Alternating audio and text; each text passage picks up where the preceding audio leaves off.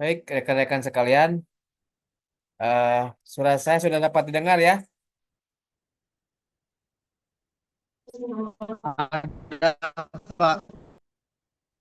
Baik, kita mulai saja. Assalamualaikum warahmatullahi wabarakatuh. Waalaikumsalam warahmatullahi wabarakatuh.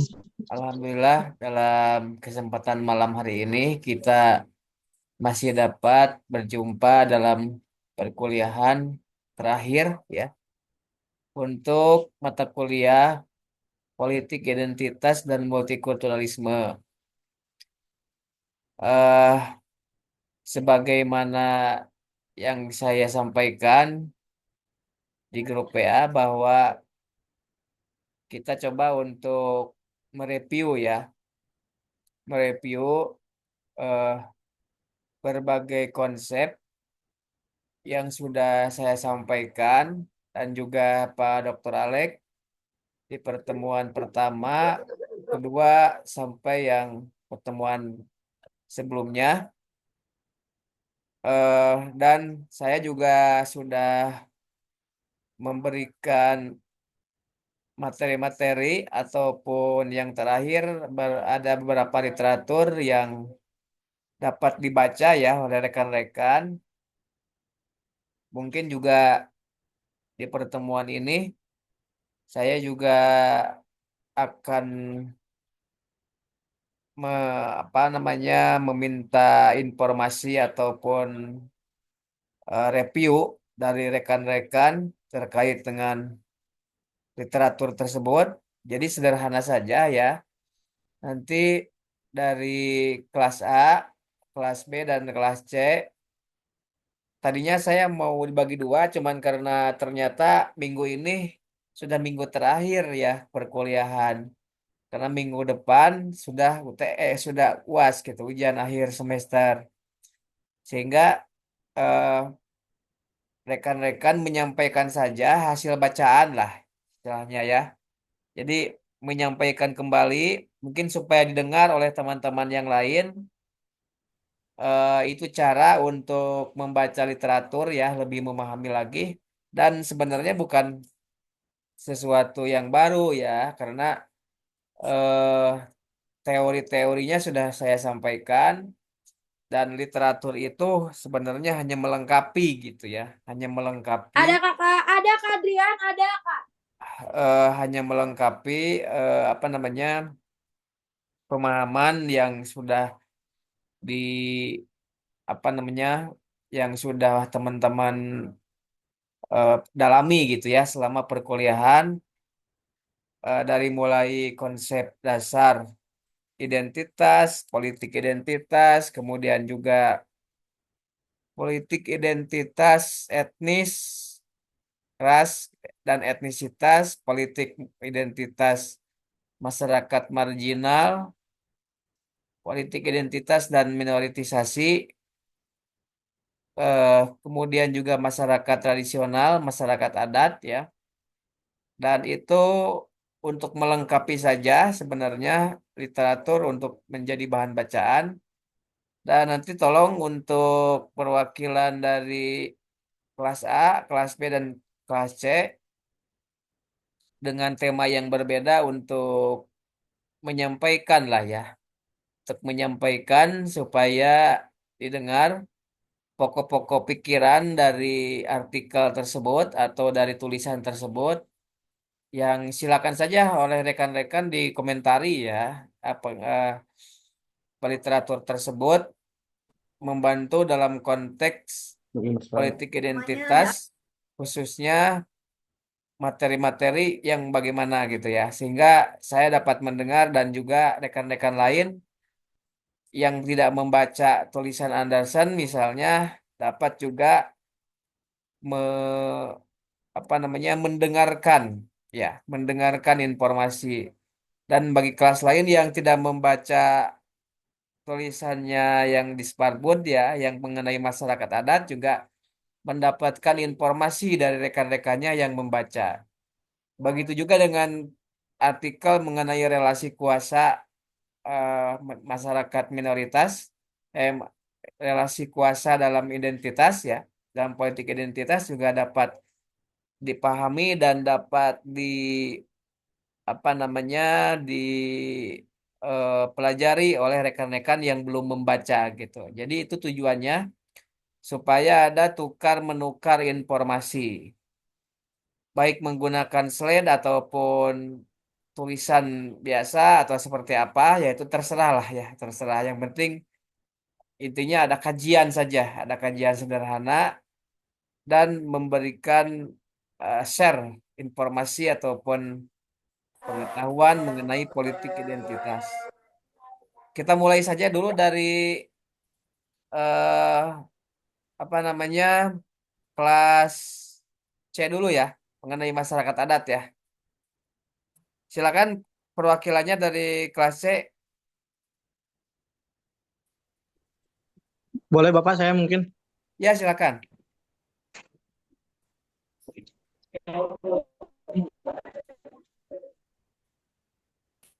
Baik, rekan-rekan sebelumnya,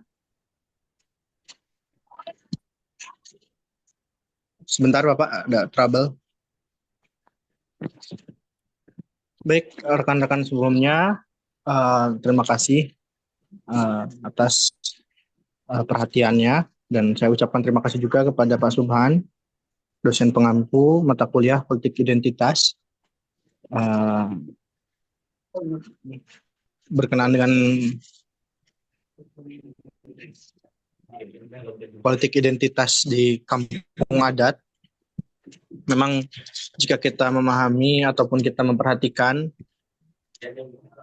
literatur yang sudah dibagikan atau yang sudah di-share pada pertemuan sebelumnya, memang menjadi sesuatu yang unik. Secara data, ya, di Jawa Barat sendiri itu mungkin saya masuknya ke Jawa Barat, ya, kampung adat, ya, sesuai dengan yang disampaikan di pertemuan sebelumnya. Ya. Akan tetapi berbicara tentang kampung adat, tentu Indonesia ini sangat luas, dan bila kita lebih cermat, ya, meneliti lebih dalam lagi tentang kampung adat, tentu bisa menemukan hal-hal yang lebih lagi mungkin di daerah lain. Ya. Rekan-rekan yang saya hormati, ya, sebetulnya dengan adanya kampung adat tersendiri, ya, sebetulnya identik, ya, dengan beberapa hal, ya, seperti identitas-identitas yang ada di kampung adat sendiri itu, ya, sangat menonjol, berbeda dengan yang ada di luar kampung adat, ya. Mungkin sebelum lebih jauh ke kampung adat, saya sedikit untuk menyinggung tentang teori identitas dari Sheldon Stricker. Jadi Sheldon Stricker itu, ya, teori ini adalah teori yang paling banyak atau yang paling diakui dari literatur yang saya dapatkan, yang paling banyak diakui dengan identitas tersendiri. Ya, dalam teori ini, ya, identitas dipandang sebagai seperangkat makna yang melekat pada peran yang ditempati individu dalam struktur sosial. Dan menurut teori ini, ya, menyatakan bahwa identitas adalah teori yang memusatkan perhatiannya pada hubungan saling mempengaruhi di antara individu dengan struktur sosial yang lebih besar lagi. Nah, di sana sesuai yang disampaikan oleh saya barusan, ada hubungan, ya, yang mempengaruhi baik individu antar dengan individu atau individu dengan kelompok yang lebih besar, atau bisa dikatakan individu dengan masyarakat. Nah, keduanya saling mempengaruhi, ya. Ini bisa dikatakan bagaikan dua sisi mata uang. Seseorang dibentuk oleh interaksi, namun struktur sosial membentuk interaksi tersebut. Nah, jadi masyarakat-masyarakat di kampung adat itu, ya, memiliki struktur ataupun hubungan, ya, yang ataupun memiliki kesamaan, ya, sehingga kesamaan itu ya, membentuk secara kolektif dan menjadi satu kesatuan individu yang besar atau bisa dikatakan dengan masyarakat, ya. Dan mungkin coba di daerah lain, ya, karena mungkin satu-satunya kampung adat yang saya pernah kunjungi itu, ya, adalah waktu kemarin adalah kampung adat Baduy, ya. Di sana mungkin ada beberapa, ya, identitas yang apa ya, yang menjadi ciri, kemudian itu, ya, menjadi apa namanya, kalau tidak dengan itu maka tidak bisa disebutkan itu adalah mereka. Ya, seakan-akan identitas itu adalah uh, betul-betul apa ya, jati diri, ya. Misalkan, ya, dari kehidupan orang-orang yang di Baduy, ya, saya ambil Baduy karena satu-satunya kampung yang saya kunjungi, ya, itu mungkin lebih lebih apa ya, lebih mendalam daripada walaupun tempatnya bukan di Jawa Barat, ya, ada di Banten. Jadi secara tempat, ya, masyarakat-masyarakat di sana itu, ya, mengedepankan adat dan budaya lokal, ya, dibanding dengan identitas kebangsaannya tersendiri, ya. Jadi identitas kebangsaan itu kalau kita melihat dikalahkan oleh identitas kesukuan, ya. Jadi mereka di sana itu tidak mempunyai identitas yang resmi seperti mempunyai KTP atau mempunyai NIK atau kartu-kartu yang resmi dari negara, ya. Akan tetapi mereka, ya, ada ataupun hidup di dalam bagian negara tetapi tidak resmi di negara itu, ya. Ini khusus berbicara dengan Baduy, Baduy dalam. Kalau Baduy luar itu ada identitasnya, bahkan ketika hari kemarin pilkada pun mereka tetap memilih. Yang berbeda dengan Baduy dalam ini yang masih memegang teguh kemurnian-kemurnian adatnya. Dan bila mana adat-adat itu ataupun identitas-identitas ditinggalkan, maka, ya, akan tidak ada pembeda dengan kampung-kampung ataupun dengan daerah-daerah di luarnya, ya. Dan biasanya untuk identitas di kampung adat ini, ya, itu, ya, terpusat komandonya itu di kepala sukunya. Nah, itu yang mempunyai, yang menjadi ciri kampung adat itu adalah kepala suku. Jadi kepala suku itu lebih berpengaruh daripada mungkin kepala pemerintahan di daerahnya. Ya, itu menjadi ciri khusus daripada kampung adat itu tersendiri. Nah, bisa diperhatikan, ya, sedikit lagi mungkin teman-teman bisa diperhatikan di daerah-daerah timur seperti di daerah Papua, ya, bahkan eh, ya, misalkan dalam menyikapi dinamika politik, pemilihan, pemilu, pilkada dan lain-lain, itu diserahkan sepenuhnya kepada pimpinan adat, ya. Ataupun kita bisa mengatakan bahwa kepala suku atau pimpinan adat, ya, mempunyai pengaruh atau lebih berpengaruh daripada pimpinan pemerintahan yang ada di sana. Itu mungkin saya katakan sebagai salah satu identitas ataupun ciri identitas daripada masyarakat kampung adat itu tersendiri, ya. Itu mungkin barangkali yang bisa saya sampaikan. Mohon maaf bila mana ada beberapa hal yang keliru, bisa nanti kita didiskusikan. Selebihnya saya kembalikan ke Bapak, Pak. Baik, terima kasih Fikri mewakili dari kelas C, ya, yang telah mengkaji, sedikitnya mengkaji dan tentunya berdasarkan dari pembacaan dari artikel ataupun literatur yang saya berikan, ya. Luar biasa. eh, Tadi juga disampaikan mengenai identitas dari masyarakat adat itu seperti apa ya. Kemudian juga eh, bagaimana juga mereka hidup ya di Negara Kesatuan Republik Indonesia, tetapi ada keunikan tersendiri gitu ya. Beberapa di antaranya ada yang hidup masih eksklusif, artinya mereka menganggap em, dalam konteks memegang teguh budaya-budaya leluhurnya ataupun kearifan sering disebut sebagai kearifan lokal, mereka masih mempertahankan hal-hal yang dianggapnya tabu ya, sesuai dengan keumuman sebagai rakyat di negara Indonesia.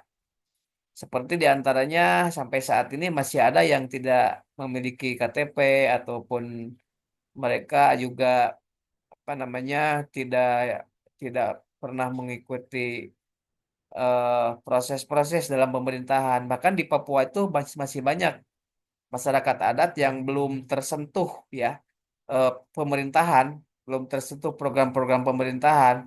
Bahkan rumah-rumahnya pun ada yang masih di atas pohon. Nah, nanti kita akan diskusikan lebih detail. Kita akan terima kasih ya Vicky dan kawan-kawan telah membaca itu dan memberikan manfaat juga kita dapat mendengar hasil bacaan. Nanti kita dapat diskusikan atau pertajam lagi. Tapi untuk sementara kita akan berikan kesempatan dulu untuk kelas B ya, untuk memaparkan hasil bacaannya. Silakan pada kelas B untuk menyampaikan hasil bacaan diwakili oleh satu orang saja ya, atau Ya, dua Pak. orang silakan saja. Baik, Pak. Terima kasih. Yap, silakan. Jadi silakan langsung aja. Sebelumnya, perkenalkan saya Riris Putri Kirani, perwakilan dari kelas B yang akan mempresentasikan hasil literatur yang sudah kita baca mengenai relasi kuasa dalam wacana identitas karya Irjanti Susanto. Selanjutnya, mengenai relasi kuasa, ini merupakan teori yang dikemukakan oleh Michel Foucault, di mana teori ini awalnya mengenai wacana sebagai pengetahuan yang terstruktur, aturan praktik yang menghasilkan pernyataan bermakna pada satu rentang historis tertentu. Wacana erat dengan hubungan kekuasaan.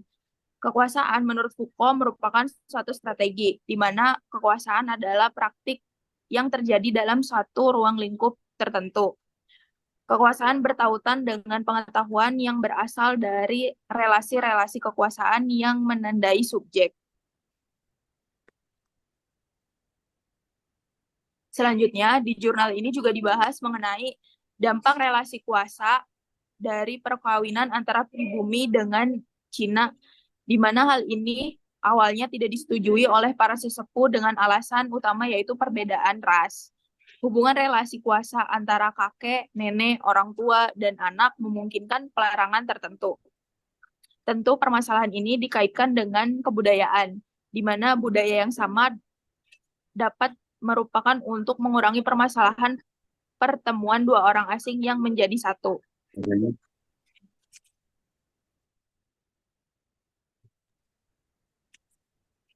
Selanjutnya, di jurnal ini juga dibahas mengenai relasi kuasa dan identitas, di mana pada masa pemerintahan Gus Dur terdapat identitas khusus yang bersifat eksplisit. Pemerintah Indonesia dengan kesadaran diskursifnya mengubah beberapa tatanan dengan mengeluarkan SK agar orang Indonesia Cina mengganti namanya.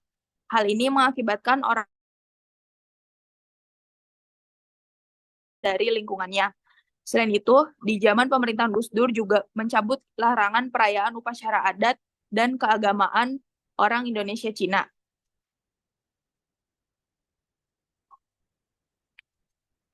Relasi kuasa berjalan bersama perubahan yang dilakukan agen yang mengakibatkan perubahan identitas yang selanjutnya berdampak pada krisis identitas. Dari saya cukup, akan dilanjutkan oleh Fajel. Baik, terima kasih atas waktunya. Semuanya perkenalkan, nama saya Fajal Muhammad Askar. Saya akan melanjutkan pembahasan mengenai jurnal yang telah dibaca, jurnal mengenai relasi kuasa dan juga politik dan juga wacana identitas. Nah, mungkin yang sudah dijelaskan sama rekan saya dari sebelumnya itu tadi adalah sepenuhnya pool dari jurnalnya yang dibagikan oleh Pak Suban. Tapi dari saya sendiri, saya ingin memaparkan satu comparative study case, di mana saya mengkomparasikan studi kasus yang kalau di jurnal yang dibagikan adalah Indo dan Cina. Kalau dari saya sendiri adalah saya akan mengkomparasikan studi kasus dari komunitas Afro American di Amerika. Karena saya sendiri membuat jurnal, membuat sedikit penelitian mengenai kondisi rasial ataupun wacana identitas dari komunitas Afro-Afrikan ini, sempat membuat, dan ternyata pembahasannya hampir-hampir mirip lah. Oke, kita mulai saja. Yang pertama itu comparative study case. Di atas ada komunitas Indo-Cina di Indonesia, kemudian ada komunitas Afro-Afrikan di Amerika. Nah, yang jadi pembahasan saya yang kami temukan itu adalah 3 poin utama ini. Yang pertama itu adalah relasi kuasa itu membentuk sebuah regulasi identitas. Seperti yang dijelaskan oleh Riris tadi, kalau di Indonesia, study case-nya adalah Indo-Cina, regulasi yang digambarkan itu adalah seperti pembuatan nama Indonesia untuk orang-orang etnis Tionghoa. Nah, kalau di study case-nya Afro-American itu ada yang namanya hukum Jim Crow, di mana hukum Jim Crow ini lebih mengarah bagaimana supaya orang-orang Afro-Afrikan di Amerika itu menerapkan atau bukan mengasimilasi hampir, tapi lebih mengadaptasi budaya-budaya orang-orang kulit putih, yang mana tentunya hukum Jim Crow ini itu diambil dari secara historis adalah supremasi kulit putih, karena perasaan supremasi kulit putih. Nah, secara regulasi ada itu, di mana hal tersebut kita bisa membayangkan bahwa penciptaan hierarki sosial di antara wacana identitas, baik itu dari Indonesia ada Indo-Cina, dan juga di Amerika itu ada Afro-American, ini menciptakan diskriminasi komunitas gitu. Sehingga diskriminasi ini kemudian membuat satu bentuk yang menyimpang, baik dari segi kekerasan ataupun pengurungan kebebasan, ya. Kebebasan atas hak-hak yang harusnya diberikan terhadap dari sistem sosial ke masyarakatnya. Nah, kemudian selanjutnya itu ada konstruksi identitas. Nah, kalau di konstruksi identitas ini, saya akan bahas dulu dari komunitas Afro-Afrikan di Amerika. Jadi konstruksi identitas ini dibuat supaya identitas rasial komunitas orang-orang kulit hitam atau Afrika Amerika itu dibentuk dan dikonstruksi oleh sejarah penindasan yang sudah saya bahas tadi, yaitu dari supremasi kulit putih. Yang kemudian saya bahas selanjutnya dalam reaksi, di mana asal mula penindasan itu kemudian menciptakan sebuah reaksi yang diberikan oleh komunitas-komunitas yang tertindas. Nah, selain itu, konstruksi identitas ini membuat perubahan pandangan, gitu, perubahan pandangan yang menciptakan sebuah pandangan sosial yang baru terhadap satu komunitas, di mana penciptaan konstruksi identitas ini membuat komunitas Black African American itu dianggap terlalu udik atau tertinggal zaman dan lain sebagainya. Nah, untuk di Indonesia, identitas orang Indonesia Cina itu dikonstruksi lewat wacana budaya, politik, dan sosial, seperti yang sudah dijelaskan oleh Riris tadi, di mana lebih tepatnya itu mengarah ke pemerintah dan masyarakat mendefinisikan serta mengontrol apa yang dianggap Indonesia itu adalah bagian dari Indonesia, atau semua yang ada di Indonesia itu harusnya adalah Indonesia. Tidak ada lagi orang Cina, orang Tionghoa, ataupun lain sebagainya, yang seperti yang dijelaskan oleh Riris tadi. Nah, untuk selanjutnya itu adalah reaksi yang akan saya bahas, yang tadi akan saya bilang bahas di terakhir itu ada reaksi, di mana reaksi ini adalah bentuk perlawanan. Bentuk perlawanan yang saya temukan dari penelitian tentang komunitas Afro-Afrikan di Amerika ini adalah banyaknya gerakan-gerakan sosial yang terjadi, itu seperti gerakan sosial Black Lives Matter, kemudian juga ada penciptaan tokoh-tokoh yang cukup terkenal di Amerika sana seperti Malcolm X dan lain sebagainya. Nah, reaksi ini itu banyak jenisnya, baik itu secara perlawanan secara langsung terhadap pemerintah, terhadap relasi kuasa, dan lain sebagainya, yang menindas komunitas yang komunitas yang tertindas. Kalau dalam konteks di Amerika itu adalah APRO Amerika. Nah, kalau di Indonesia itu sebenarnya saya tidak di jurnal juga tidak menemukan bagaimana bentuk perlawanannya, tapi saya mencari-cari sedikit jurnal yang lain, referensi yang lain. Sebenarnya tidak secara kasat mata kita melihat orang keturunan Tionghoa itu melakukan reaksi perlawanan. Nampaknya orang keturunan Tionghoa tidak secara terang-terangan melakukan perlawanan yang terlalu eh, keras lah dalam bahasanya. Tapi lebih ke arah apa ya, pelestarian budaya yang tadi saya baca, pelestarian budaya kecinaannya, pecinaannya di Indonesia. Dimana kalau kita lihat, meskipun secara regulasi orang-orang Indonesia Cina yang ada di Indonesia itu disuruh untuk membuat nama nama Indonesia melalui regulasi yang telah disahkan di masa masa masa sebelumnya, eh, mereka tidak secara langsung apa ya, tertekan atau ya seperti itu bahasanya, tapi secara reaksinya itu tidak ada reaksi yang terlalu keras. Jadi reaksinya itu adalah bentuk-bentuk pelestarian seperti budaya dan identitas mereka yang tentunya ditekan pada pada sebelumnya gitu, pada masa-masa sebelumnya. Oke, mungkin segitu saja dari saya. Terima kasih. Saya kembalikan.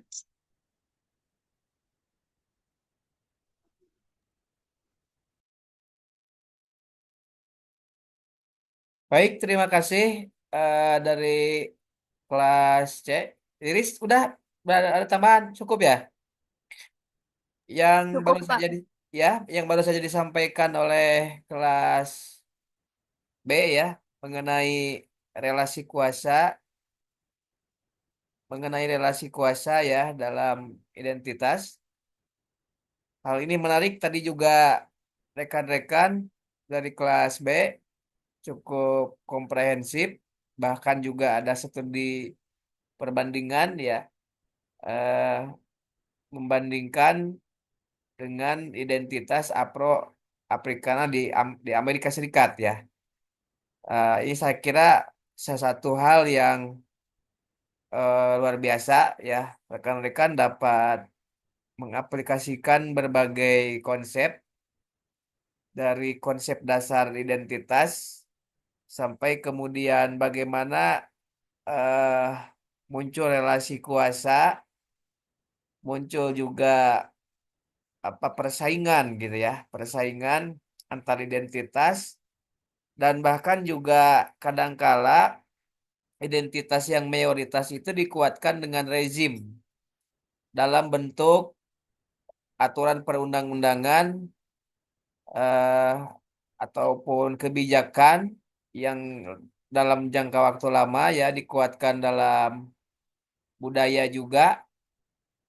Nah, ini yang menjadi substansi dari tulisannya Irsanti Susanto mengenai relasi kuasa dalam wacana identitas ya. Nah, nanti kita juga akan coba analisis lebih detail dan bagi rekan-rekan yang mungkin nanti ada pertanyaan kepada kelas B ya, perwakilan dari kelas B, sehingga mengakhirkan diskusi atau mungkin ada juga yang belum jelas atau perlu pengembangan dipersilakan. Tapi kita akan berikan kesempatan dulu kepada rekan-rekan yang sudah membaca, khususnya ini tidak kalah pentingnya mengenai tulisan Ben Anderson ya. Tulisan Ben Anderson ini sebenarnya salah satu bab di dalam bukunya Imagine Community ya, buku yang sangat terkenal atau di bahasa Indonesia kan komunitas-komunitas terbayang. Jadi sebenarnya buku ini tidak cocok di bahasa Indonesia kan ya. Jadi kalau di bahasa Indonesia kan menjadi komunitas terbayang gitu. Nah, jadi yang dimaksudkan oleh Ben Anderson sebenarnya bukan komunitas terbayang ya. Jadi ada bahasa yang tidak dapat di Indonesia kan gitu. Itu menjadi kata kunci Imagine Community. Memang kalau kalau secara harfiah itu di Indonesia kan menjadi komunitas-komunitas terbayang gitu ya. Nah, tapi nanti coba kita dengarkan salah satu babnya mengenai eh, Map and Museum ya. Eh, Sensus Map and Museum tulisannya Benedict Anderson. Silakan untuk kelas A untuk menyampaikan poin-poin penting dari tulisan Ben Anderson tersebut. atau kemudian rekan-rekan mengkritisi dari tulisan itu ya. Saya persilakan kepada kelas A. Baik, terima kasih. Terima kasih. Mungkin kami akan menjelaskan terkait tulisan dari Benedict Anderson selanjutnya gitu. Sebelumnya saya akan searching terlebih dahulu.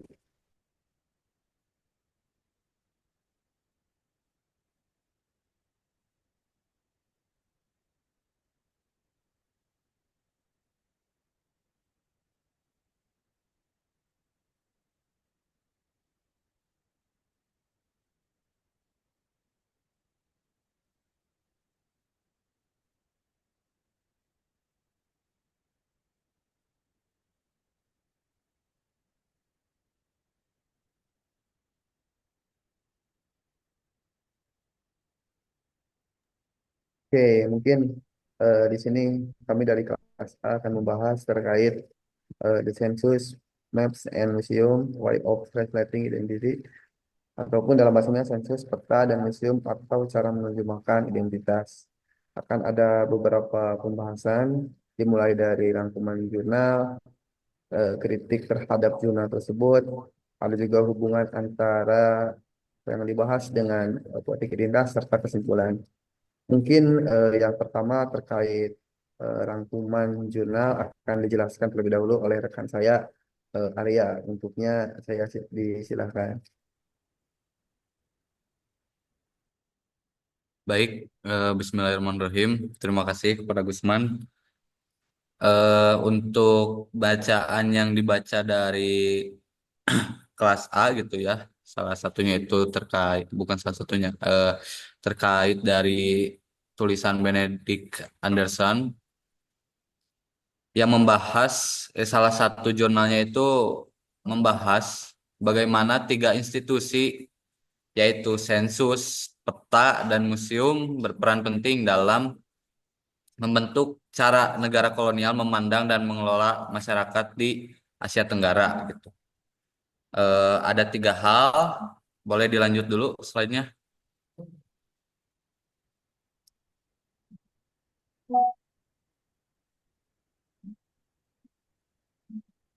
Barangkali langsung aja dulu.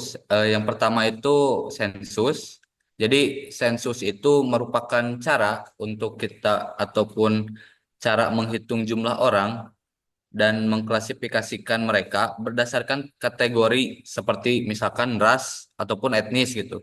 Nah, Anderson ini menunjukkan bahwa banyak kategori ini dibuat tanpa mempertimbangkan kenyataan sosial yang kompleks.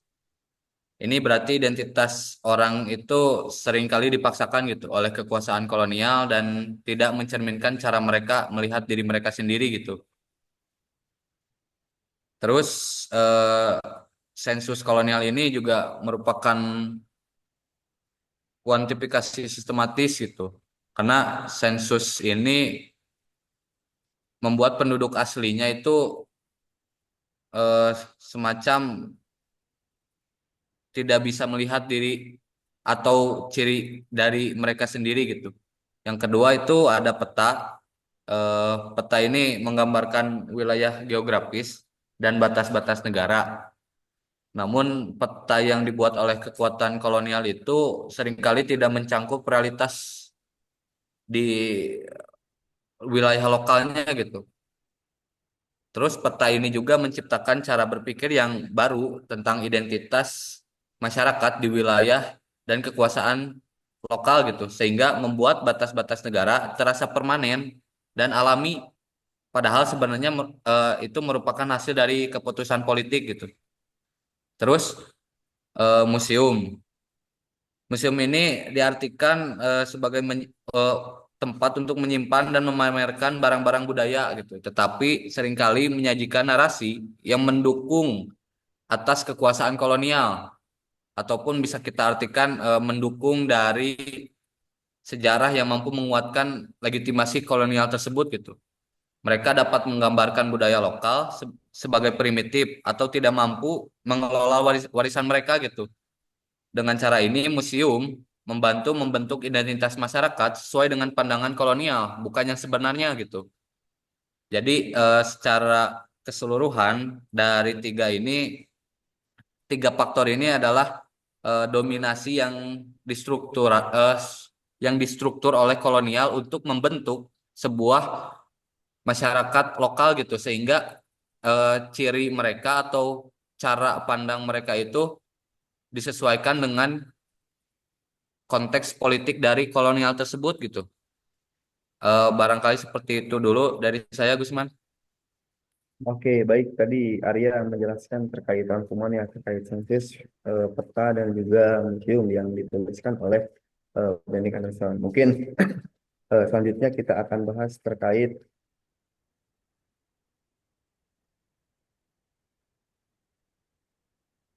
kritik terhadap jurnal tersebut.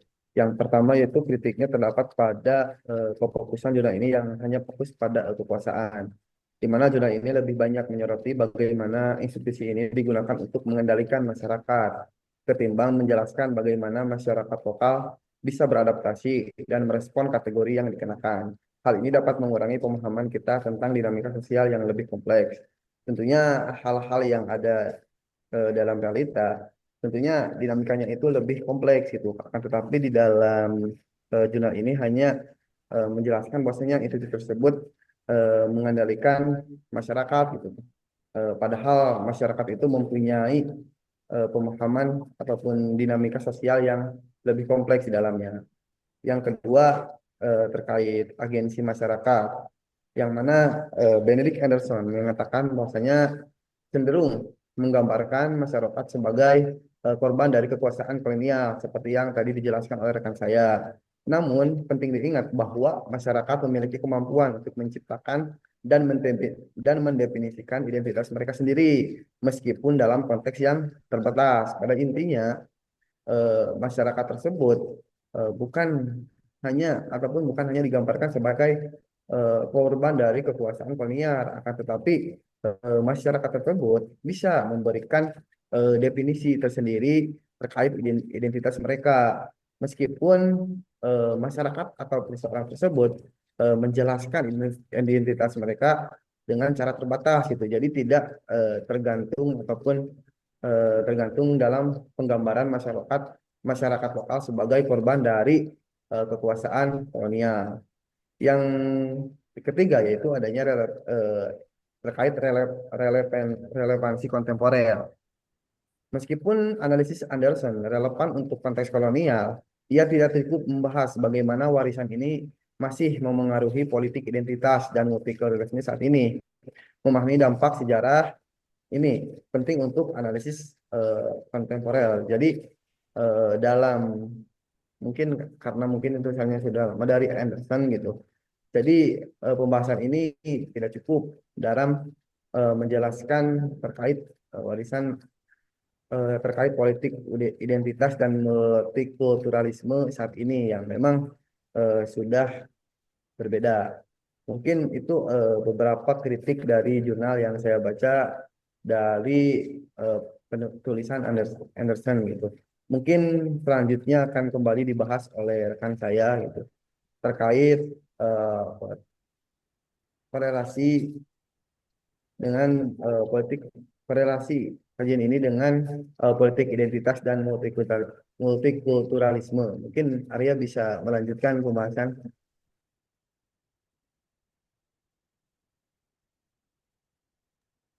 Oke, untuk keterkaitannya sendiri itu dengan mata kuliah politik identitas dan multikulturalisme. Jadi jurnal ini juga menunjukkan gitu bahwasanya sebuah identitas itu dapat terbentuk oleh kekuatan yang di luar dari masyarakat tersebut atau pribadi ataupun kelompok masyarakat tersebut gitu. Jadi dalam konteks politik identitas saat ini, pengelompokan yang berdasarkan ras dan etnis itu dilakukan oleh sensus itu masih relevan gitu. Hal ini juga mengarah pada konflik dan ketegangan antar kelompok yang berbeda. Eh, Begitu. Terus yang kedua itu multikulturalismenya. Jadi Anderson ini menekankan pentingnya memahami keragaman identitas dalam masyarakat untuk mencapai multikulturalisme yang sejati. Dan kita juga perlu untuk melampaui kategori yang sempit dan mengakui kompleksitas dari identitas yang melekat gitu. Serta dialog yang inklusif antara berbagai kelompok sangat diperlukan untuk membangun pemahaman yang toleran gitu. Jadi ketika keterkaitan dari apa yang disampaikan oleh Bennett Anderson ini terkait sensus, peta dan museum itu memiliki keterkaitan dengan politik identitas dan multikulturalisme gitu.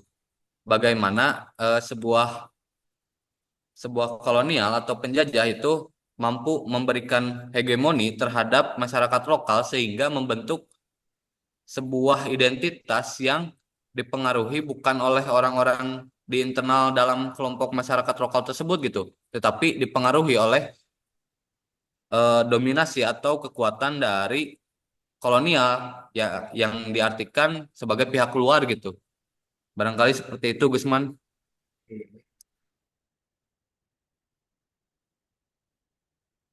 Oke, baik. Terima kasih. Ya, mungkin itu adalah keterkaitan dengan mata kuliah politik identitas dan multikulturalisme gitu. Jadi dari beberapa pembahasan dalam jurnal yang sudah kami baca itu dan juga sudah dijelaskan beberapa poin dimulai dari rangkuman apa namanya itu tadi kritik dan keterkaitan mungkin dapat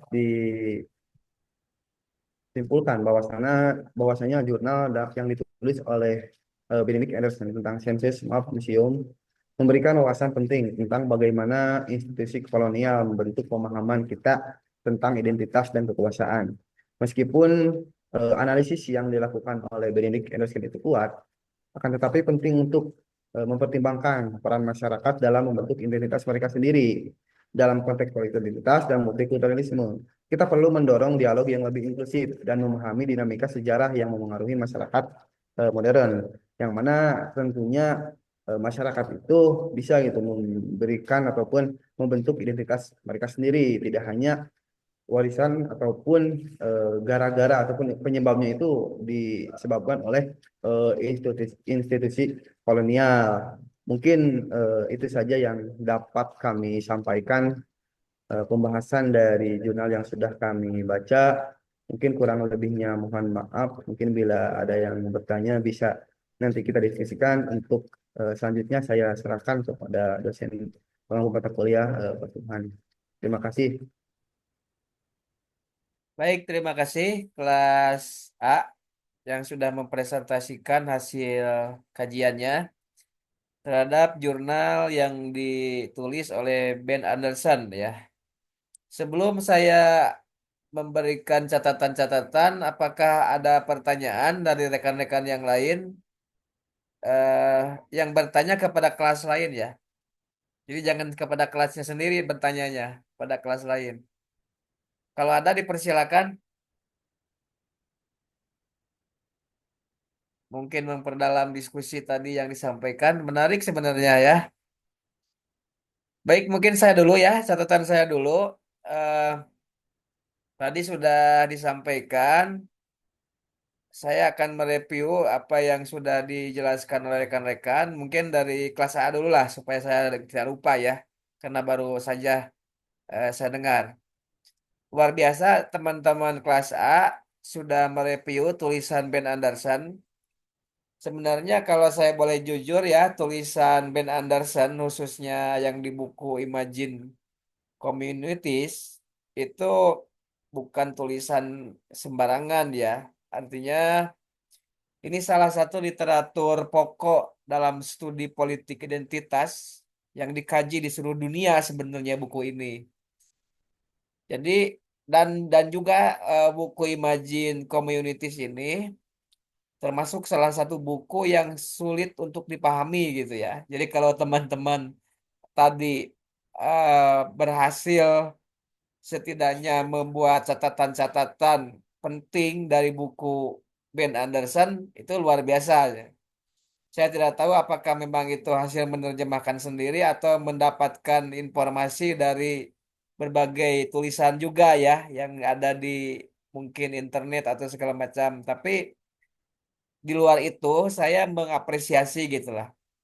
mengapresiasi apa yang sudah dikaji oleh rekan-rekan, dan menurut saya apa yang disampaikan oleh rekan-rekan mengenai tulisan Ben Anderson, Sensus, Map and Museum ini mendekati kebenaran gitu ya. Artinya apa namanya tidak terlalu melenceng gitu dari apa yang dimaksudkan oleh Ben Anderson. Apalagi mampu untuk mengkritisi kelemahan dan kelebihan tulisan ini sebenarnya bukan sesuatu yang gampang gitu ya. Jadi perlu dipahami, Ben Anderson ini profesor ilmu politik yang konsen dengan studi politik postkolonial. Jadi dalam kajian ilmu politik itu ada yang disebut dengan studi politik postkolonial atau politik setelah penjajahan Belanda ya di negara-negara di dunia, khususnya Asia Tenggara. Dan Ben ini eh, salah satu Indosianis yang sangat aktif menulis ya tentang Asia Tenggara, khususnya tentang Indonesia. Jadi kalau Anda sudah baca buku Ben Anderson itu termasuk sudah sudah membaca buku kelas satu dari studi politik sebenarnya. Tapi saya nggak tahu Anda baca baca buku aslinya atau tidak gitu ya. Nah, atau melihat dari tulisan orang lain itu terserah lah. Setidaknya Anda sudah belajar tentang salah satu bab dari buku yang pernah menggegerkan jagat perpolitikan dunia ya, tulisan Ben Anderson ini. Ben Anderson juga banyak menulis tentang Indonesia sebenarnya. eh Tentang ini ya, tentang rezim Orde Baru, tentang rezim Orde Baru, tentang juga rezim Orde Lama gitu. Makanya dia salah satu Indosianis terkemuka dunia ya, asal dari Amerika, yang banyak menulis tentang Asia Tenggara dan Indonesia.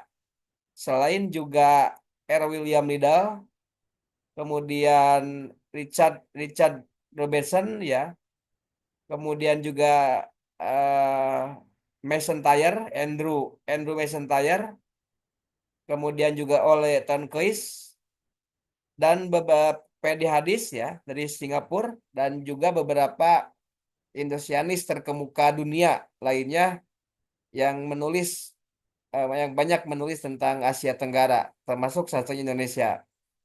Tadi menurut saya apa yang direview oleh rekan-rekan tentang sensus, map and museum itu memang demikian ya sebenarnya.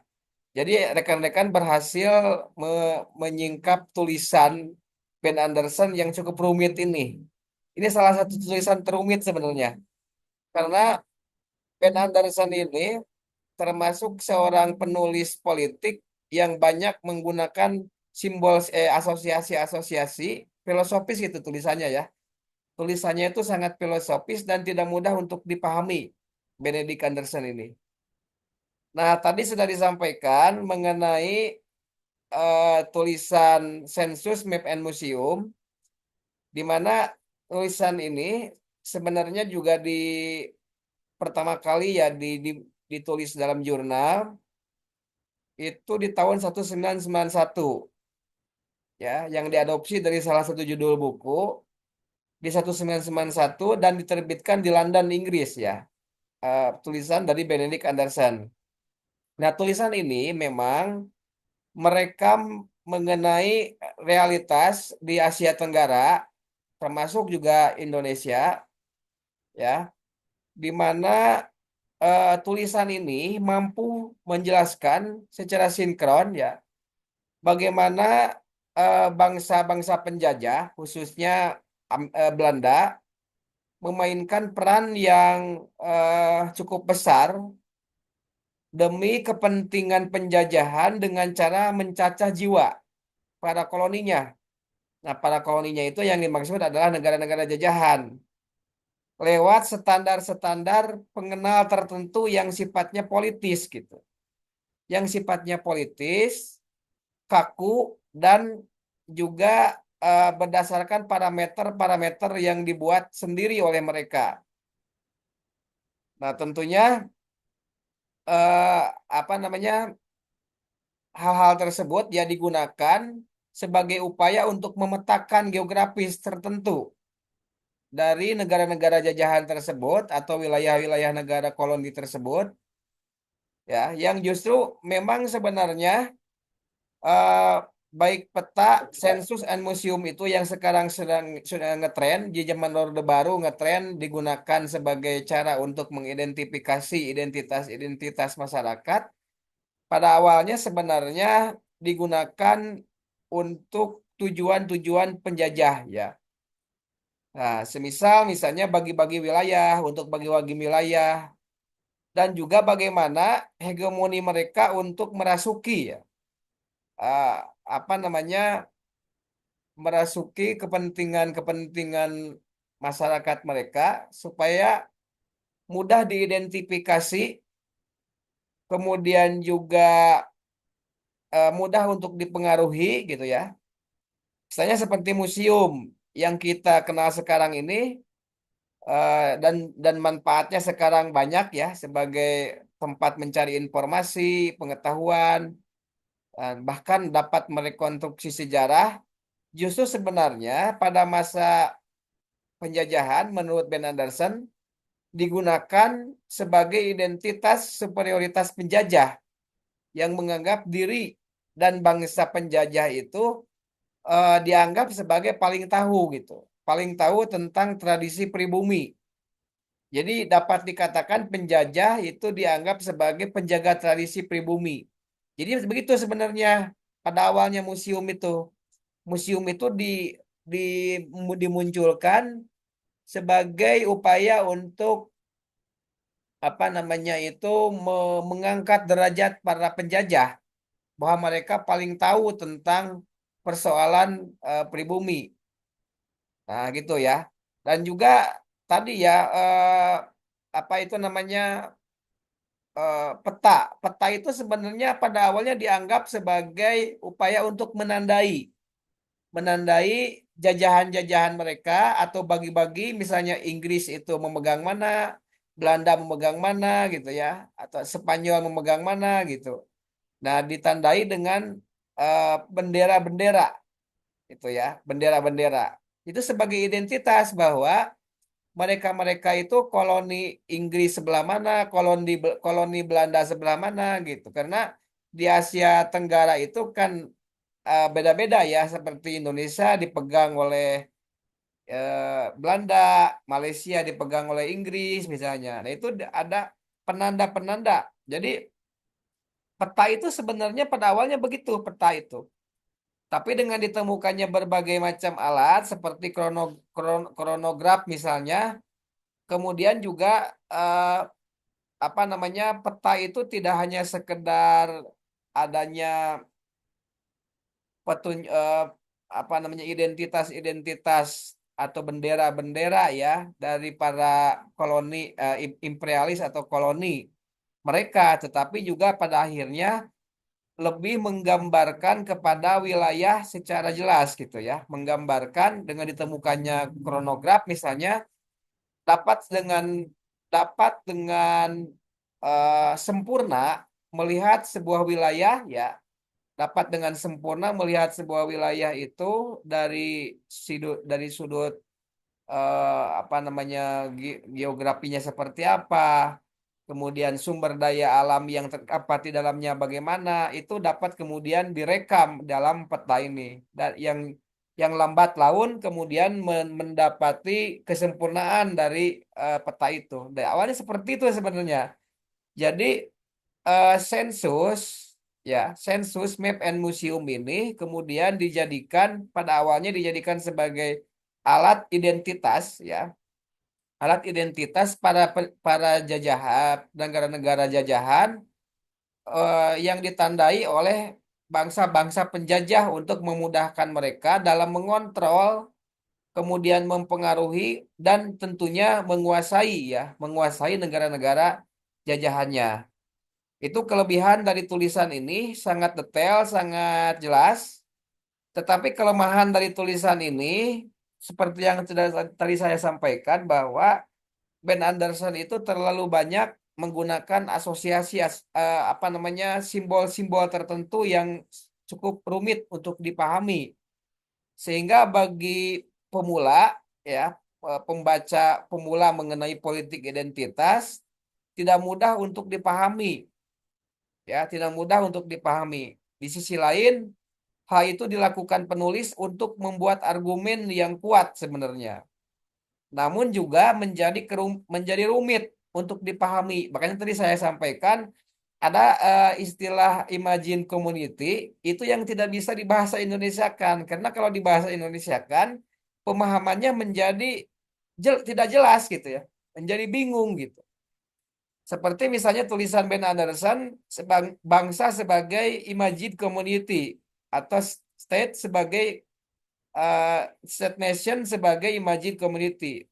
Bangsa diartikan sebagai komunitas-komunitas terbayang atau komunitas imajiner gitu ya, komunitas imajiner. Jadi penjelasan saya kemarin di mengenai negara dan negara bangsa itu kan ada yang disebut dengan bangsa bersifat imajiner.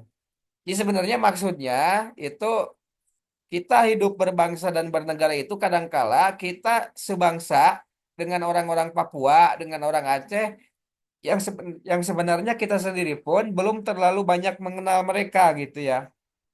Dalam dataran tertentu tidak semua orang saling mengenal, tapi kita mengklaim bahwa mereka itu saudara kita sebangsa dan setanah air gitu. Jadi itu kan ibarat mimpi sebenarnya. Ibarat mimpi kita punya saudara, tapi kita ketemu saja belum pernah gitu. Ya, ketemu saja belum pernah. Ya mungkin yang bagi yang belum pernah gitu ya. Tapi kalau kalau yang sudah pernah, saya kira kan lebih mengetahui identitas orang Aceh itu kalau dari dekat seperti apa. Bener nggak orang-orang Makassar itu orangnya keras? Bener nggak orang Batak itu kalau berbicara keras gitu kan kita kadangkala tahu dari literatur-literatur saja atau dari informasi-informasi tertentu gitu ya. Tidak tidak secara langsung mendapatkan informasi itu langsung dari orangnya gitu. Itu yang dimaksud dengan komunitas-komunitas terbayang sebenarnya. Jadi tulisan ini sangat luar biasa, menjelaskan secara detail, tapi kelemahannya tulisan ini memang eh, sulit-sulit ya, agak sulit dipahami gitu ya, kalau sekilas gitu. Itu mengenai Imagine Community eh, Census Map and Museum ya. Kemudian tadi yang kedua yang direview oleh rekan-rekan kelas B mengenai tulisannya Irsanti Susanto tentang relasi kuasa dalam wacana identitas. Luar biasa tadi misalnya diwakili oleh Fazal ya. Fazal tadi membandingkan tidak hanya yang tertulis di artikel ini, tetapi juga membandingkan kondisi yang dialami oleh Cina di Indonesia seperti yang terjadi di Amerika untuk orang-orang pendatang dari Afrika gitu ya. Orang-orang yang eh, apa namanya yang menjadi pendatang di Afrika. Kasusnya memang hampir mirip tadi. Bagus sekali tadi analisisnya. Fazal dan rekan-rekan sudah mampu menganalisis apa namanya kondisi orang-orang Cina di Indonesia dengan orang-orang Afrika di Amerika yang nasibnya hampir sama gitu ya. Jadi memang kita sering ya mengatakan bahwa orang Cina itu sebagai orang pendatang atau etnis Cina gitu dalam konteks ini ya. Etnis Cina itu eh, sebagai pendatang di Indonesia, mereka awalnya berdagang yang kemudian lambat laun mereka hidup dalam jangka waktu yang lama di Indonesia sebagai warga negara Indonesia tentunya. Namun dalam konteks ini ya menimbulkan apa yang disebut sebagai relasi kuasa dengan identitas asli atau yang lebih dulu gitulah. Atau yang lebih dulu tinggal di Indonesia ya atau orang-orang yang disebut sebagai orang-orang asli Indonesia gitu. Walaupun sebenarnya dalam konteks pemahaman mengenai etnis dari Profesor Horowitz, keaslian sebuah etnis itu kan juga dipertanyakan gitu. Tapi setidaknya mereka lebih duluan, lebih belakangan tinggal di Indonesia, sehingga menimbulkan satu relasi kuasa dengan penduduk yang sebelumnya sudah ada di Indonesia, ya khususnya mungkin dalam konteks ini Jawa gitu ya, atau etnis-etnis lain seperti misalnya Madura atau misalnya Sunda atau eh, apa itu orang-orang Kalimantan ya, orang-orang Kalimantan Dayak misalnya.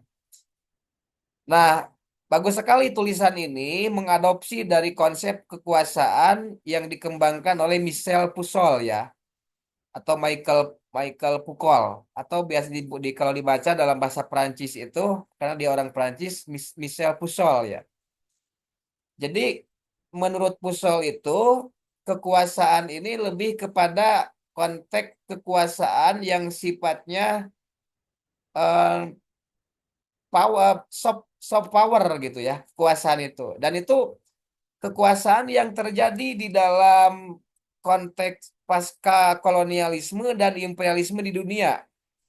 Kalau di masa imperialisme dan kolonialisme di dunia itu, kekuasaan lebih didominasi melalui kekerasan yang sifatnya fisik ya, penjajahan segala macam gitu kan. Tetapi setelah penjajahan dan kolonialisme dan imperialisme itu kemudian menghilang di dunia, orang atau negara-negara maju itu sudah mulai juga apa namanya itu malu gitu kan untuk melakukan penjajahan. Makanya penjajahan-penjajahan itu dilakukanlah melalui upaya-upaya misalnya budaya ataupun apa itu ilmu pengetahuan gitu. Nah, salah satu kekuasaan, salah satu yang apa namanya memiliki peran penting di dalam mengukuhkan sebuah kekuasaan adalah ilmu pengetahuan ya ke dalam pembahasannya Pusol. Jadi Irsandi Susanto ini mengambil dari konsepnya Pusol ya tentang arkeologi eh, apa namanya tentang genealogi kekuasaan dan arkeologi pengetahuan gitu ya. Jadi hubungan antara pengetahuan dengan kekuasaan. Sehingga banyaknya kekuasaan dalam konteks ini itu lebih kepada kekuasaan yang sifatnya didesain sedemikian rupa melalui ilmu pengetahuan dan lebih jauhnya lagi dikuatkan melalui kebijakan negara gitu ya, melalui kebijakan negara. Dan apa yang terjadi dengan etnis Cina di Indonesia memang mereka ter tersubordinasi gitu ya, tersubordinasi sedemikian rupa pada awalnya mereka kemudian apa namanya banyak juga ada apa namanya tersudut gitu ya, mereka juga tidak bebas untuk menjalankan agamanya. Sebelumnya itu agama mereka juga tidak diakui karena orang Cina itu banyak agama agama aslinya itu Konghucu, dan di Indonesia tidak diakomodir pada awalnya di masa Orde Lama dan Orde Baru itu tidak diakomodir.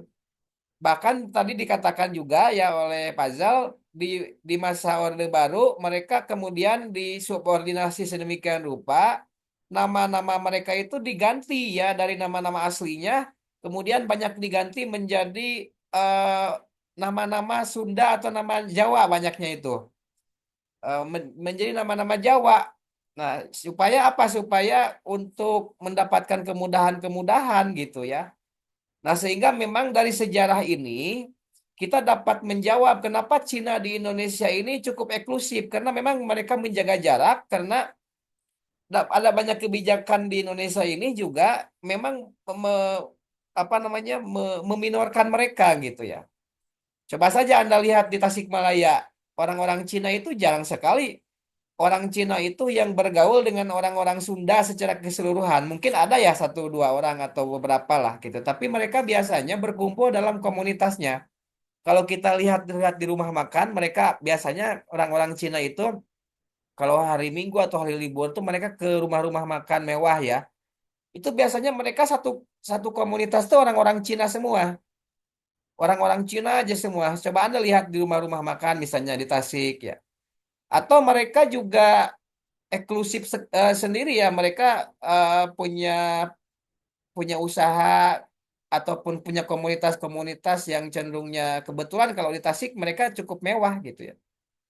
Nah, namun juga seperti seperti tadi yang digambarkan di Amerika dengan ras Afrika atau Negro ya di Amerika, mereka cukup berhasil melakukan reaksi atau perlawanan terhadap kondisi yang ada di Indonesia ini. Kan sekarang ini Indonesia ini secara kasat mata dikuasai juga oleh 9 naga. 9 naga itu kan Cina semua tuh. 9 naga itu. 9 naga itu para pengusaha yang menguasai perusahaan-perusahaan MNC dan TNC ya di Indonesia. Baik yang aslinya dari Indonesia ataupun dari negara lain. Mereka itu kan semua rata-rata Cina gitu ya. 9 naga itu. Ada apa namanya yang punya Jarum ya, kemudian juga apa itu namanya properti-properti besar di Indonesia atau juga perusahaan-perusahaan media ya, Haritanu dan sebagainya itu kan Cina semua, etnis Cina. Jadi mereka cukup berhasil membuktikan kepada orang-orang pribumi itu bahwa mereka eksis di Indonesia gitu ya. Termasuk di Tasikmalaya, di kota terutama ya di kota konteksnya itu. Nah, tapi juga ada pertanyaan menarik sebenarnya mengenai hal ini. Kenapa kalau di Singaparna itu tidak ada pengusaha Cina ya di Singaparna? Coba aja Anda lihat di Singaparna itu. Karena dulunya orang-orang kabupaten itu sangat orang-orang ya khususnya di daerah Tasik Tasik pedalaman. Karena dulu kan Singaparna itu pedalaman ya karena eh, kotanya kan di Haziat gitu dan daerah Cihideng. Kalau Singaparna kan dulu pedalaman, sekarang kan di ibu kota, gitu. Dulu menolak memang, dulu menolak pengusaha-pengusaha Cina untuk eksis di daerah-daerah pedalaman khususnya. Makanya jarang ada Cina yang ada di Karangnunggal, jarang ada kan Cina yang di apa itu namanya di Sodong. Paling ditemukan 1-2 orang saja gitu kan. Cina di Tasikmalaya itu apa namanya itu terakumulasi gitu ya, terkumpul di daerah perkotaan biasanya. Atau nggak ada Cina di Sukaratu misalnya di Kecamatan Sukaratu kalau yang asli ya kecuali mungkin kalau ada dokter yang dinas aja di Sukaratu. Tapi kan kalau penduduk Sukaratu itu asli Cina tuh nggak ada gitu. Makanya tidak ada apa namanya pusat ibadah atau gereja atau kelenteng ya ataupun apa itu eh, tempat ibadahnya Konghucu di daerah-daerah pedesaan gitu. Nah, ini kan bisa dijelaskan sebenarnya tulisan ini itu luar biasa ini sebenarnya kalau kalau dikaji secara dianalisis secara mendalam ini menggambarkan satu kondisi mengenai gap ya antara Cina dengan etnis-etnis pendahulu lainnya di Indonesia sebagai sama-sama warga negara Cina. Jadi mereka itu melakukan reaksi atau perlawanannya itu melalui misalnya mereka buktikan bahwa mereka eksis sebagai pengusaha di di Indonesia. Mereka kemudian eksis dalam berbagai prestasi ya. Dalam berbagai prestasi olahraga juga orang-orang Cina ini sebenarnya luar biasa. Coba aja di badminton.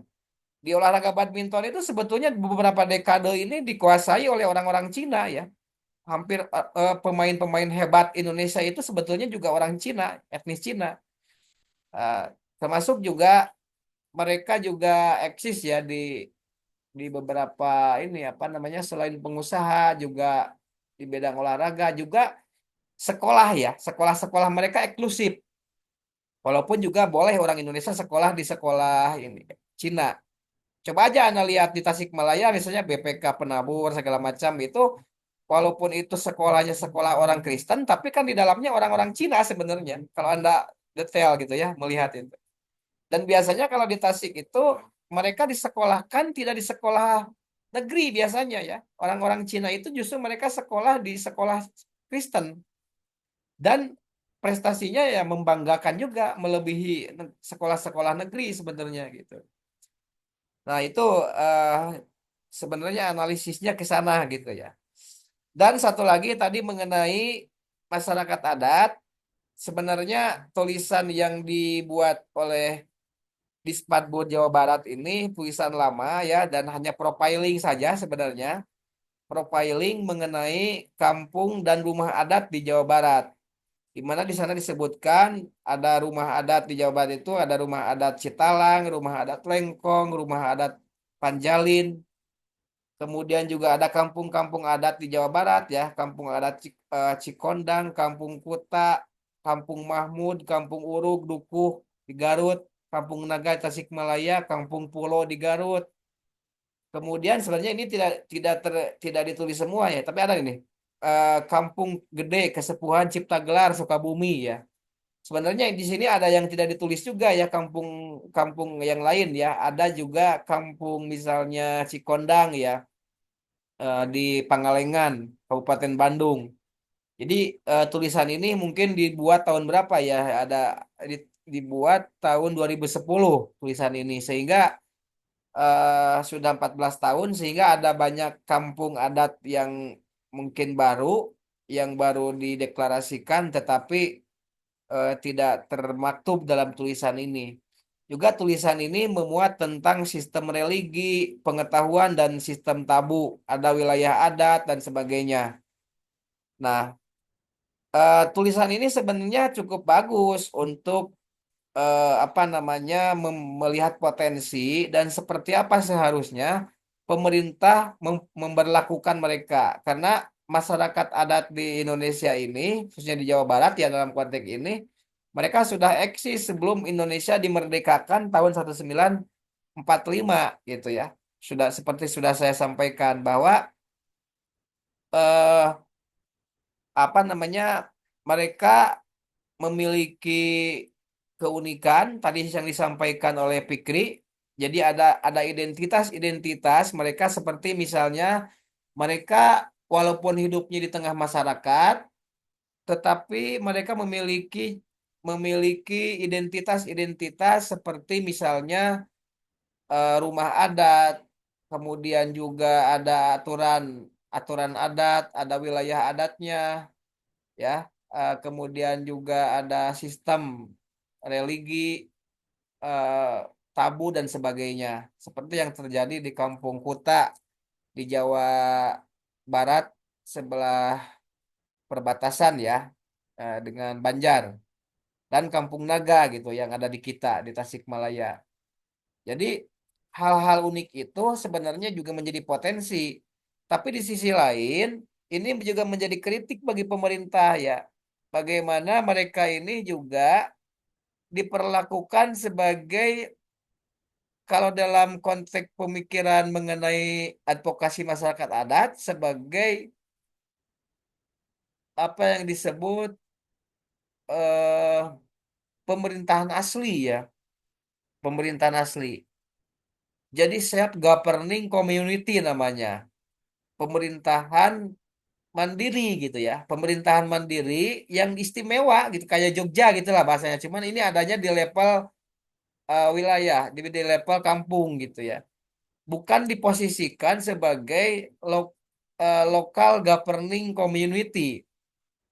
Kalau lokal governing community itu seperti pemerintahan desa, dia bagian dari pemerintahan di atasnya, bawahan dari pemerintah kabupaten atau kota ya, bawahan dari provinsi dan seterusnya. Tapi kalau masyarakat adat ini sebenarnya mereka bukan bawahan dari pemerintahan, tetapi merupakan wilayah unik yang harus dikelola ya. Wilayah unik yang harus dikelola sehingga negara tidak ngambil keuntungan ya dari wilayah adatnya. Coba aja Kampung Kuta yang punya 80 hektar ininya apa wilayah adatnya punya 80 hektar dari 80 hektar itu kan 80%-nya hutan gitu, hutan adat. Cuma 20%-nya aja yang itu ditempati oleh masyarakat. Jadi bayangkan itu sebenarnya kalau Anda pernah datang ke Kampung Kuta di Jawa Barat sebelah timur ya Ciamis itu masuknya Ciamis itu Kampung Kuta itu di sana ada ada leuweung gede ya, leuweung keramat gede, ada leuweung leuweung semen, leuweung padang segala macam itu sebenarnya kalau digunakan untuk kepentingan konsumsi ataupun kepentingan eh, apa ekonomi atau diambil keuntungannya luar biasa itu. Tetapi pemerintah memang bagus ya, pemerintah tidak mengambil itu, biarkan saja dikelola oleh masyarakat adat dan ternyata juga masyarakat adat di sana pun tidak merusak ya. Mereka hanya menggunakan yang diperlukan saja untuk kepentingan hidup sehari-hari gitu. Dan uniknya lagi, sejak 2014 informasinya Kampung Adat Kuta itu sudah dibuatkan perda oleh eh, pemerintah Kabupaten Ciamis, dalam hal ini mungkin DPRD dengan Bupati, perda khusus tentang masyarakat adat Kampung Kuta. Jadi ini satu-satunya masyarakat adat di Jawa Barat yang memiliki perda gitu ya, yang memiliki perda. Sepengetahuan saya Baduy saja tidak ada dasar hukum perdanya Baduy itu.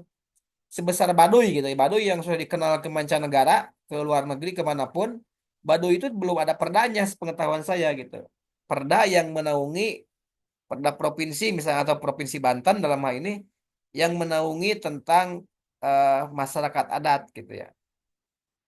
Nah, tapi juga perda ini juga isinya harus selaras dengan masyarakat adat ya. Sekarang kan dinaungi oleh komunitas AMAN ya, Aliansi Masyarakat Adat Nusantara. Jadi singkatnya, memang dalam konteks identitas ini mereka-mereka itu sebenarnya harus diposisikan sebagai aset ya, masyarakat adat itu. Harus diposisikan sebagai aset negara.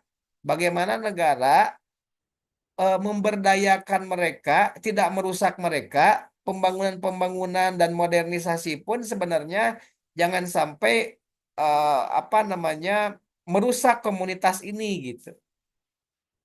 Harus diberdayakan sedemikian rupa dengan tidak merubah keasliannya gitu ya. Karena aset gitu ya, eh, sebagai apa namanya leluhur Indonesia gitu. Justru nilai-nilai kearifan lokalnya perlu dipelajari juga oleh negara supaya negara dapat bertahan lama gitu ya, dapat bertahan lama. Kenapa mereka bisa hidup apa itu namanya serasi gitu dengan alam? Kenapa juga mereka dapat bertahan hidupnya subsisten ya dari apa namanya alam gitu. Jadi yang uniknya itu kan yang perlu kita pelajari itu mereka banyak juga komunitas adat itu yang tidak terpengaruh oleh krisis moneter.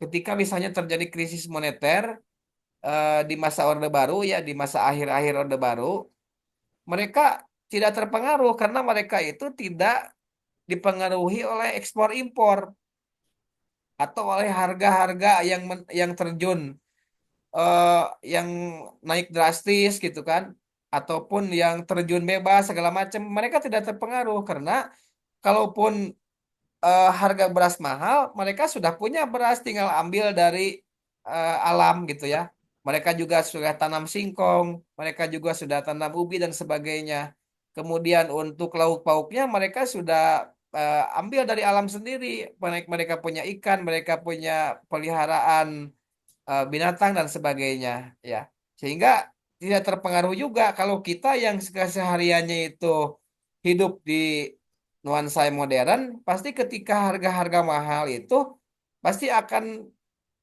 merasa ini ya kesulitan harga BBM naik kita akan kesulitan biasanya kita pun harus mengatur anggaran gitu segala macam.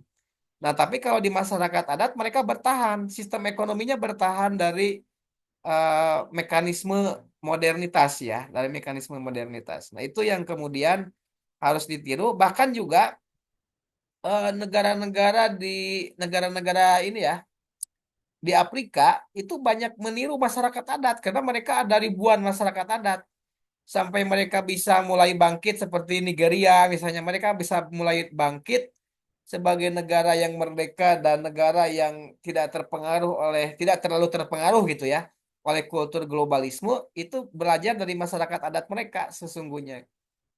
Nah, itu luar biasanya.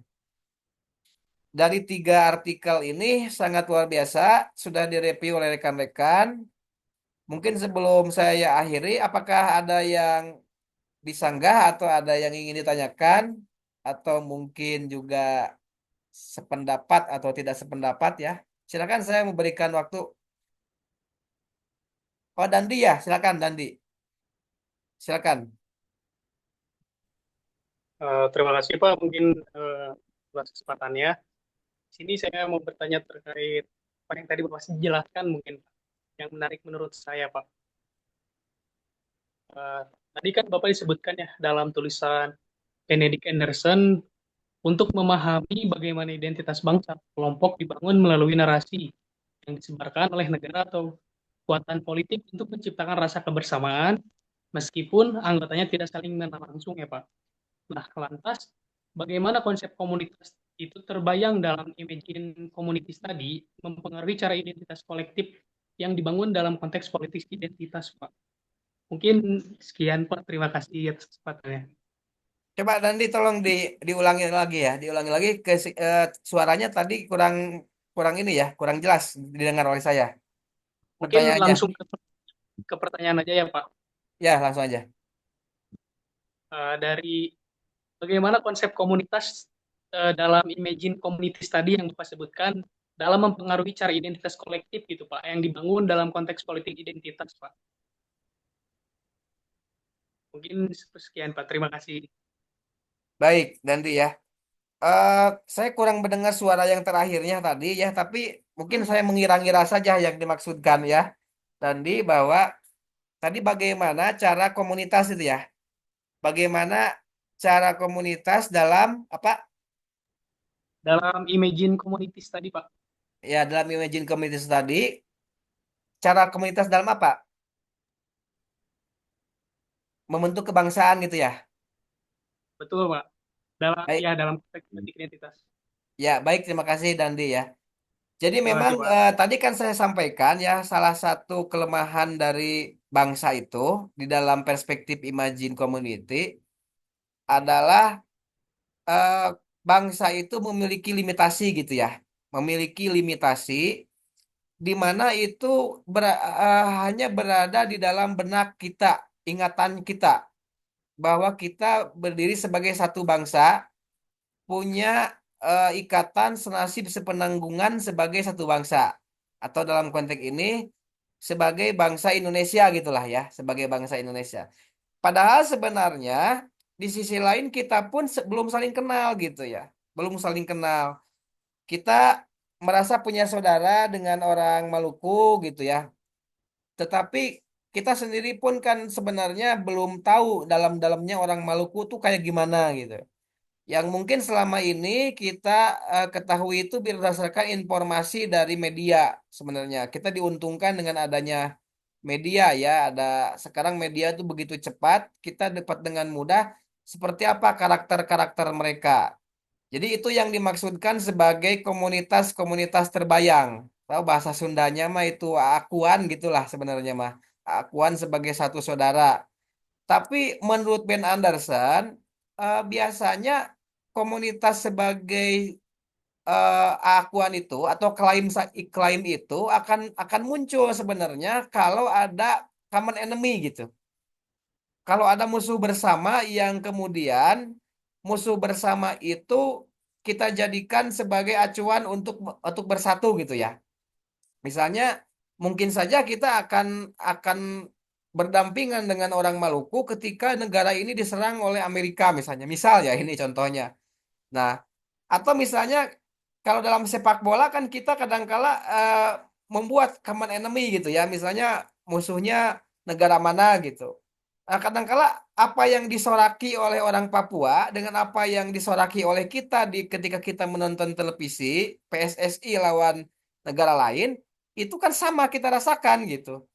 Ya, kita rasakan walaupun misalnya Dandi misalnya ngefansnya itu sama Manchester United misalnya sama MU, tapi kan kalau kita sedang menonton PSSI, kita punya kebanggaan tersendiri gitu ya. Sejelek-jeleknya PSSI misalnya tetap kita akan dukung gitu. Kita akan dukung. Nah, itu ya ketika ada momen tertentu ataupun ada common enemy ya, dianggap ada common enemy bahwa perasaan kita sebagai senasib sepenanggungan, kebanggaan-kebanggaan sebagai satu bangsa itu muncul. Kita kita tidak akan melihat dari mana orang itu, yang jelas dia sebagai orang Indonesia, maka kita punya kebanggaan itu. Nah, itu yang dimaksud sebagai apa itu namanya nasionalisme. Jadi sebenarnya bangsa dan kebangsaan itu ya, dan paham kebangsaan itu kan nasionalisme ya. Jadi paham kebangsaan itu nasionalisme. Maksudnya adalah paham yang membanggakan, yang membangga-banggakan, ya, yang kita akui sebagai bangga sebagai bangsa kita, itu nasionalisme sebenarnya gitu, ya, sebagai nasionalisme. Nah, itu yang diuraikan di dalam Imagine Community, Ben Anderson, ya. Tetapi juga ya, sebagai seorang ilmuwan yang mengkaji tentang kebangsaan, menurut Ben Anderson tuh ada yang menarik sebenarnya di buku itu ya, tapi tidak dibahas di artikel yang ini. Jadi salah satu yang penting itu bahwa kebangsaan ini mudah retak sebetulnya, ya. Eh, Mudah retak ketika ada satu hal yang menyebabkan keretakan itu, seperti misalnya kesalahpahaman dari etnonasionalisme gitu. Ada yang disebut sebagai etnonasionalisme atau nasionalisme eh, kesukuan gitu ya. Etnonasionalisme itu maksudnya nasionalisme kesukuan. Dan nasionalisme kesukuan ini pada gilirannya dia akan terus muncul muncul ya, pada seperti yang digambarkan itu seperti ini apa namanya, magma. Tahu magma ya? Magma magma kalau gunung berapi itu kan ada magma ya. Nah, magma ini kan akan muncul ke permukaan, kita tidak tahu kapan munculnya gitu. Tapi selama gunung itu aktif gitu ya, maka magma itu pada satu saat akan menyemburkan kekuatannya dari dasar bumi ke eh, apa namanya, ke puncak gunung gitu, ya kan? Ke puncak gunung. Nah, itu yang akan terjadi dalam sebuah bangsa. Ya, makanya ya kita juga jangan aneh kalau kemudian Indonesia ini muncul separatis gitu. Sampai kapanpun akan seperti itu. Dan itu akan selaras dengan bagaimana negara tersebut, ya, bagaimana negara tersebut memformat negaranya itu sebagai negara yang sejahtera gitu ya, yang dapat mengayomi semuanya. Selama negara itu dapat mengayomi semuanya, maka retakan-retakan itu akan semakin kecil. Tapi semakin semakin sebuah negara itu tidak mampu mengayomi itu, maka retakan-retakan itu, magma itu akan menjadi bom waktu yang setiap saat meledak dan akan memecahkan negara itu. Seperti contohnya Uni Soviet ya, contohnya negara Uni Soviet. Jadi kadangkala yang menghancurkan sebuah negara itu sebenarnya dalam konteks eh, muncul dan hancurnya sebuah negara itu banyaknya itu dari dirinya sendiri gitu. Bukan diserang oleh negara lain sebenarnya. Banyaknya itu. Dan itu pun yang terjadi di negara-negara zaman dulu ya.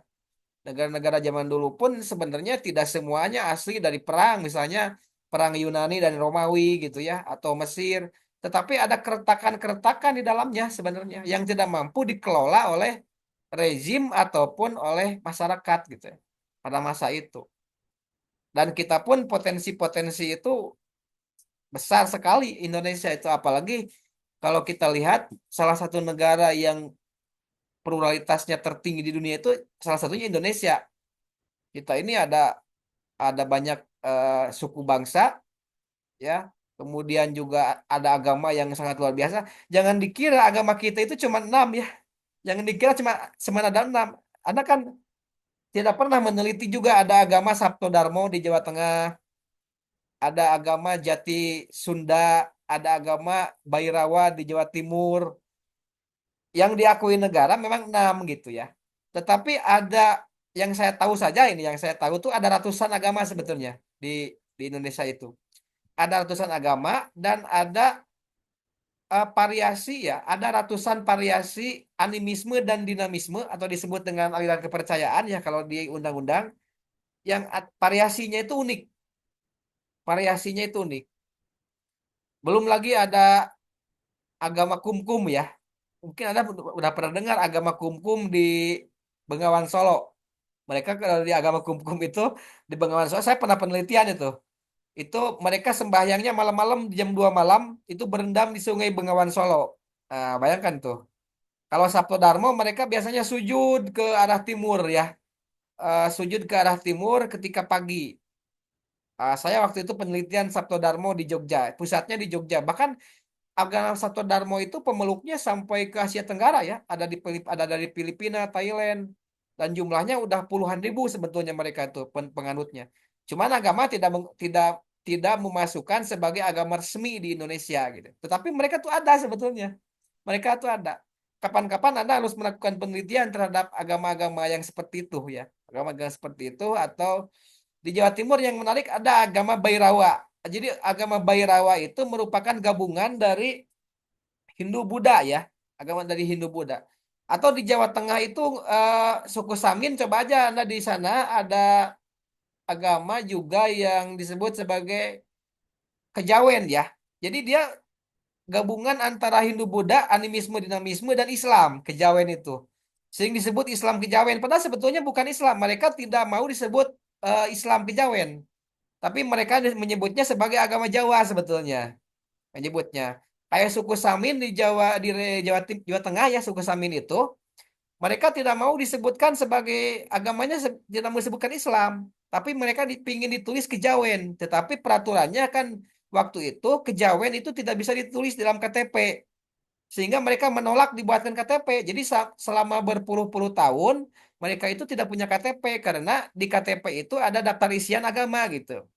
Dan mereka menolak untuk disebut agama Islam karena mereka bukan agama Islam katanya. Kami agamanya agama Jawa gitu. Atau biasa kita sebut sebagai kejawen gitu ya. Kejawen itu.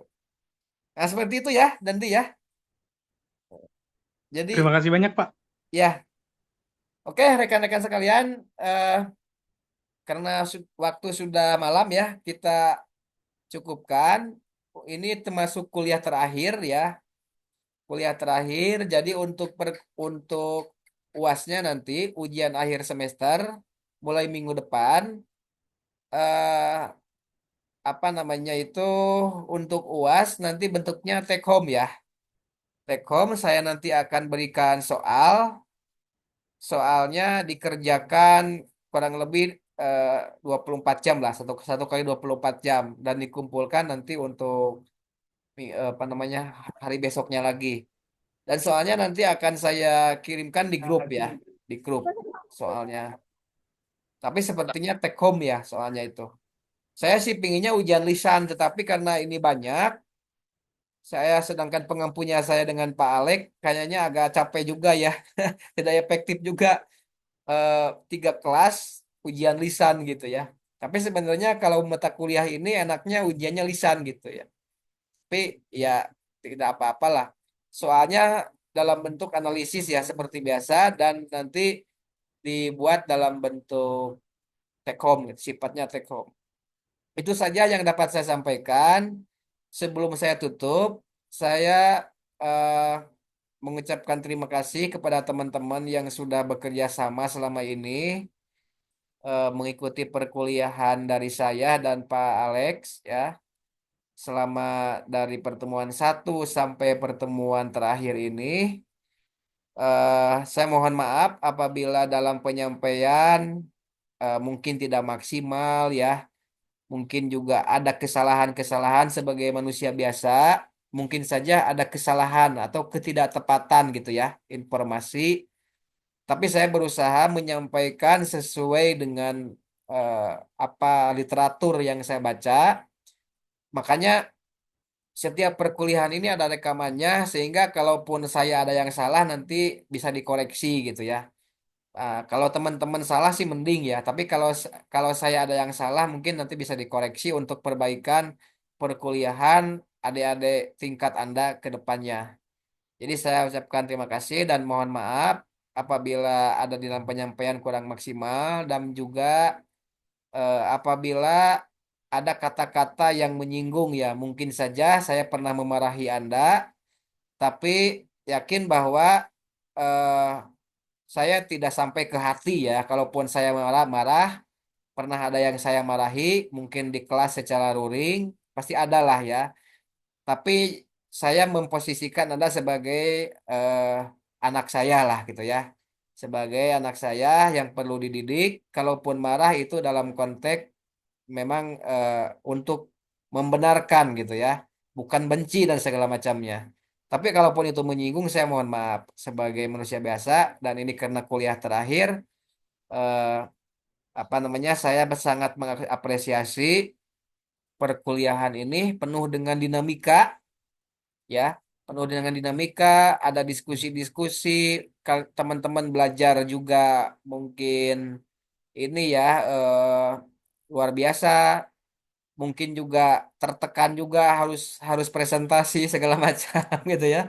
Tertekan juga apalagi tadi ter- terus terang saya yang paling sulit itu tadi kelompok A sebetulnya ya, yang Ben Anderson gitu. Itu bukan bukan literatur yang ecek-ecek itu sebenarnya tingkat kesulitannya tadi tinggi sebetulnya. Tapi saya tidak tahu ya apakah rekan-rekan itu mendapatkannya dari mana itu bisa dengan cepat apa namanya itu apa dapat menerjemahkan tulisan Ben Anderson gitu. Ya, tapi saya positive thinking aja lah. Ya, positive thinking mungkin dari sumber-sumber yang lain gitu ya. Sebelum saya tutup, mungkin akan ada ini dulu, ada penyampaian dulu dari Anda, perwakilan aja. Mau aja coba jangan orang we. Baik ya, kalau tidak ada, Cobaan terima kok. kasih atas Oke. semua perhatian Anda. Saya tutup Hah? dengan Pakai ucapan ngelawe? Assalamualaikum warahmatullahi wabarakatuh. Waalaikumsalam. Waalaikumsalam Waalaikumsalam. warahmatullahi wabarakatuh. Ngot.